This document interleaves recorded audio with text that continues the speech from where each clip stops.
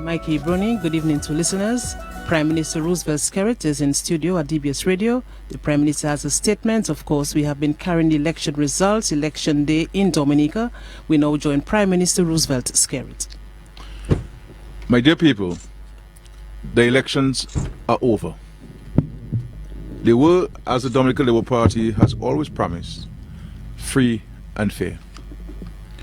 The national general elections were conducted under the laws that have governed elections in this country in the 41 years since independence.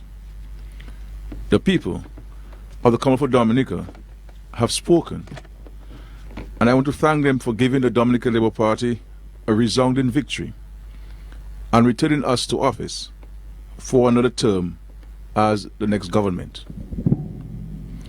I want to thank you for giving me the honor and privilege of serving you as Prime Minister and for electing the Dominican Labour Party as your government. We are humbled and grateful for your continued confidence and support. I want to reassure you tonight that the Labour Party recommits to the high standards of governance for which we have become known at home and abroad. I also sincerely congratulate all incoming parliamentary representatives from every constituency and look forward to working with you. I extend particular congratulations to those of you who were elected for the first time and wish you good service to your constituents. There is no doubt that the election campaign was a bruising one. I want to thank all the people who voted today, and in so doing, demonstrated that democracy in our country is alive and well.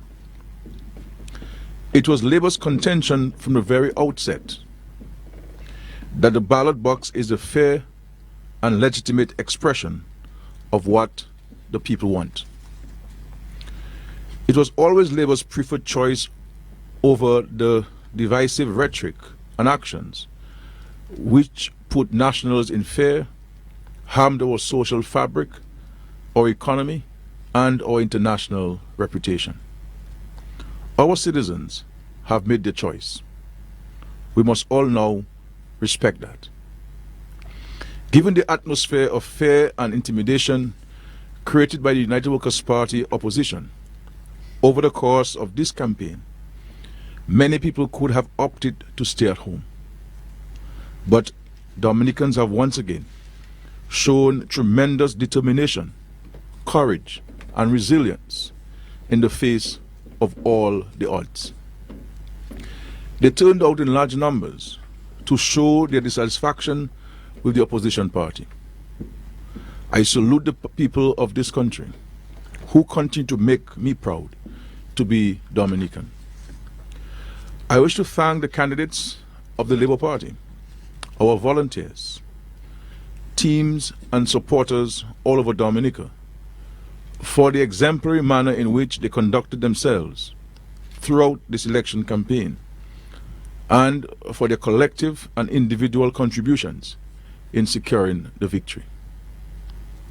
Let me also thank Mr. Hartley Henry, our political strategist for the past 25 years, and who has provided great support and advice to the Dominican Labour Party over these 25 years, including in this just concluded general elections. And Dr. Vince Henderson, our campaign manager, for their exemplary efforts towards winning this victory. Let me also thank the Dominicans abroad and the many from all over the world who have offered prayerful support and messages which have buoyed our spirits and kept us focused during the agenda of violence over the last few weeks. The Labour Party has a proud history. Our legacy of development of Dominica and Dominica's stands for the world to see. We took over a country that was broke and undeveloped and transformed it. Dominica has come far and is now positioned to be one of the leaders in our region. Labour's success at rebuilding and building back better after the energy crisis, the global financial crisis, and the natural disasters of Erica and Maria will continue to be admired and lauded by commentators all over the world. At the start of this campaign, and in my letter to the people of Dominica, contained in the Labour Party's manifesto, I indicated that the Labour Party was seeking re-election on 3 grounds: our performance as a government, the strength of our new team, and our vision for the future. Let us concede that we have a great deal of hard work ahead of us. There is no doubt that there are now social rifts, economic damage, and reputational concerns which have to be addressed as a matter of urgency. This will be the first order of business of the new Labour Party government. In that regard, I will shortly be naming my cabinet so that we can immediately set out rebuilding from the reputational damage and repairing the hurts of the last few weeks. I also look forward to inviting Mr. Linton to early discussions as we all seek to unite the nation. Our agenda for the new term is an ambitious and exciting one. We have to start work at once to build dynamic Dominica, while continuing our major initiatives in housing, health, and education. At the same time, we recognize the need to continue our signature social programs, such as the Yes We Care and Rapid Response. The government must also quickly begin the reclassification exercise for the members of the public service in order that they can get a better deal. I include here the general service, but especially nurses, the police, teachers, and the fire officers. For some time now, and certainly during this campaign, the issue of electoral reform has been a vexed one. Although they have called for it, the UWP blocked the legislation and process for reform by protest action and an injunction in the High Court. We have to move beyond this and bring the process of reform to a closure in a manner that satisfies the national interest. Having reflected on this issue, it is my intention to invite a renowned Caribbean jurist to lead a national commission on electoral reform. The work of that commission, added to all the previous consultancy and election reports from various international organizations, together with the decision of the courts, will inform the shape of Dominica's electoral reform. Public hearings will be held throughout the country, and all Dominicans will be able to appear before the commission and give their views. Provision will be made for anonymous submissions, as well as for an open discussion forum on social media sites. These, my dear friends, constitute the priority agenda of the first 100 days of the new administration of the Dominica Labour Party. The Labour Party will continue its mission to protect our seniors, the poor and vulnerable, expand opportunity for all citizens, build a just society, a robust economy, a resilient natural and built environment, and secure the future of our young people and our country. The elections are over. The UWP failed to delay or stop elections through legal means. They failed to provoke our society or security services. They failed in getting the country to take up their call for widespread violence and unrest. And they have failed in the ballot box. It is not for me to advise them, but perhaps they may wish to consider that a campaign of lies and acts of national harm are not the way to woo the electorate and win an election. After a general election defeat, Political parties tend to have a period of introspection in which they review their leadership, policies, and practices, but they also regroup and research, which I know the UWP will do. An opposition is an important institution in a democratic society, and the Labour Party looks forward to the UWP performing the role of opposition in a responsible manner. However, as Prime Minister, I cannot allow the UWP campaign of roadblocking, recklessness, intimidation, and abuse to continue indefinitely and unabated. There must and will be respect for law and order in this country.